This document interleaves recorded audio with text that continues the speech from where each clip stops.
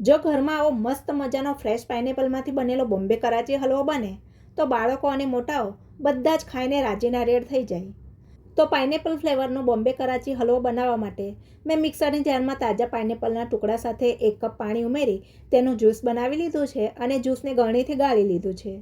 તૈયાર કરેલા આ જ્યુસમાં મેં 1 કપ કોર્નફ્લોર અને 1 કપ પાણી ઉમેરી ગાંઠો ના પડે તે રીતનું મિશ્રણ બનાવી લીધું છે અને સાઈડ પર રાખી દીધું છે. ત્યાર પછી મેં ગેસ ચાલુ કરી એક હેવી બોટમ કડાઈમાં 2 કપ ખાંડ અને 1 કપ પાણી ઉમેરી મીડિયમ ગેસ ઉપર ખાંડ ઓગળીને પાણી થોડું ઉકળવા લાગે ત્યાં સુધી ચલાવ્યું છે. ખાંડ ઓગળીને પાણી સરસ ઉકળવા લાગ્યું એટલે મેં ગેસ ધીમો કરી બનાવીને રાખેલું મિશ્રણ કડાઈમાં આ રીતે સતત ચલાવતા જઈને ઉમેરી લીધું છે, જેથી કોર્નફ્લોરની ગાંઠો ના પડે. મિશ્રણ ઉમેર્યા પછી મેં એકદમ ધીમા તાપે 10થી 15 મિનિટ જેવું સતત ચલાવતા જઈને મિશ્રણને આ રીતનું ઘાટું કરી લીધું છે. હવે હલવાનો દેખાવ સરસ પીળો આવે એ માટે મેં અડધી ટીસ્પૂન યલો ફૂડ કલર ઉમેરી સારી રીતે મિક્સ કરી લીધો છે.